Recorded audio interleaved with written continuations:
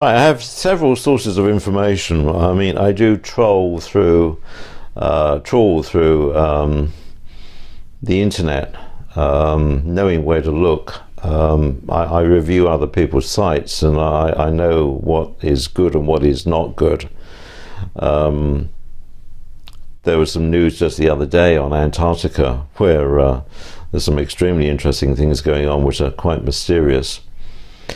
I also have still contacts which I can't disclose that leak things to me on the basis that I'm a responsible person. I am a very responsible person. I will not issue things casually, especially if it would do any harm to the British government or Her Majesty's government or any of my old chums. I'm very, very careful about that.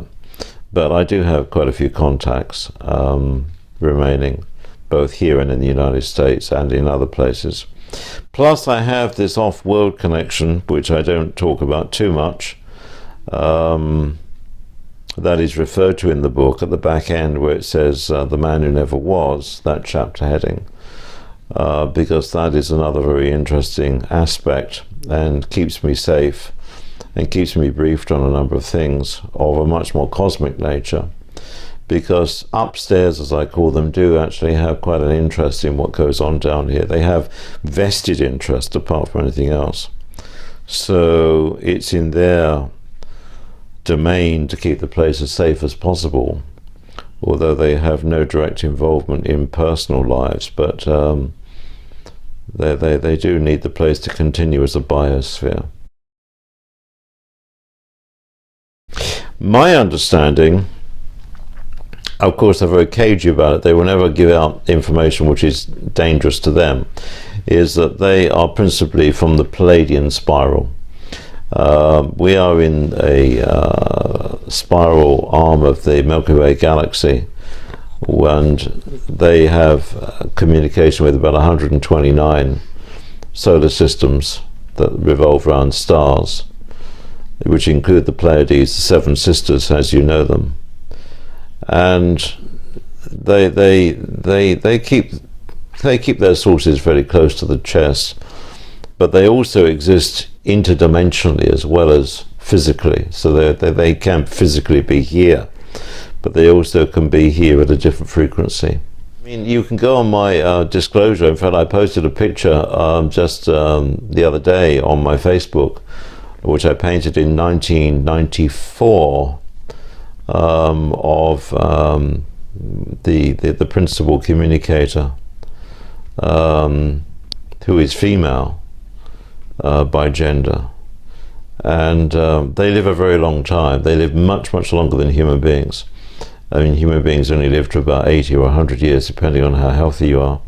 They live a very, very long time, and they live a very healthy life. And they've had an input here on this planet for thousands of years, but they're not always around. Sometimes the place has been quite devastated by one thing or another. As I refer to in my lectures, the flood, as you recall, some 10,000 odd years ago, took out much of the civilization that was here for a very long time. I think 2017 is a very critical time. As has been in 2016. So many things going on, political, financial, also in the natural world. I see it as a very, very much a gate time, a critical time when the world is sorting itself out. A lot of transparency coming out, a lot of things hitting the fan. I don't think the mainstream media is effectively covering up what they think they're covering up anymore. People are losing faith in that, have lost faith. Need to be very aware of what's out there in the alternative news media. And I try to keep abreast of that, and also my own personal sources. I don't think, in terms of UFO alien disclosure per se, you'll ever see it, in my opinion, clearly stated, unless there was a radical change of heart, because various governments have had a relationship with alien civilization for a long time.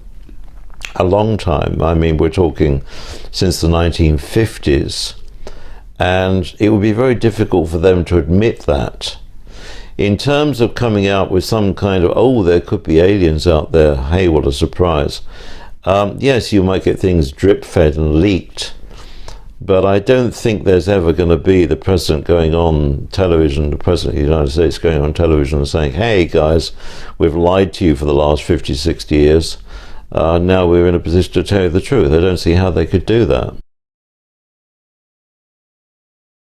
Well, I think you've got to stay very aware out there, you people, you folks. I think you've got to be very aware of the fact that there is potential natural disasters impinging on the planet, which could cause tsunamis, could cause meteorites, boloids of quite heavy nature, dust.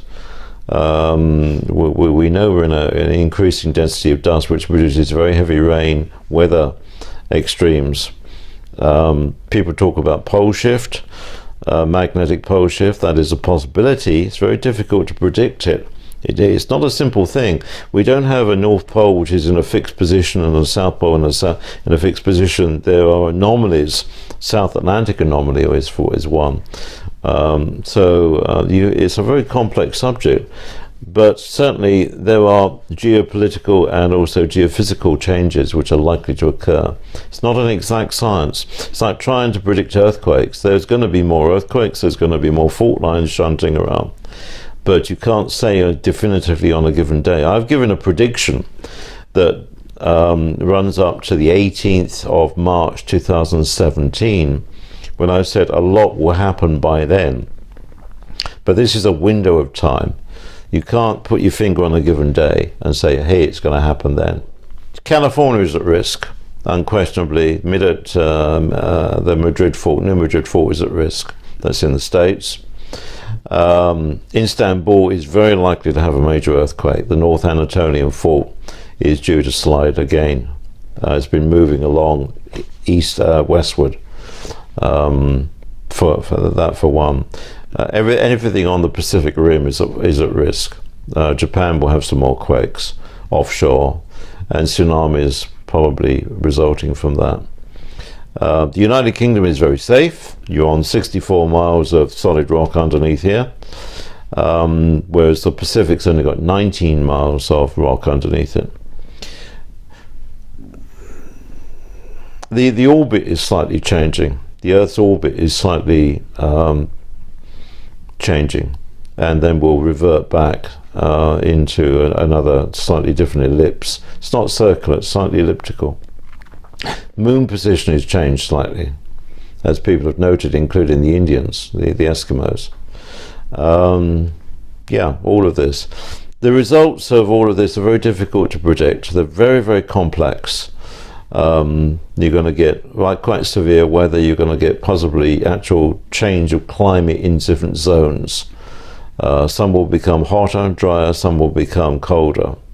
You can't say that it's a global warming is a terrible cliche which is very inaccurate. You can get global cooling for a time, but be ready. And have backup systems, have backup power systems, have food supplies, have a plan. Don't assume everything's going to carry on the way it is. I think the political stability, the military stability in the civilized world is probably fairly okay. In the Middle East, it's very unstable. Turkey, unstable. The refugee problem is again there, but I think we're coping with it reasonably well. Keep your ear to the ground. Don't just rely on people like me. You've got to do your own research.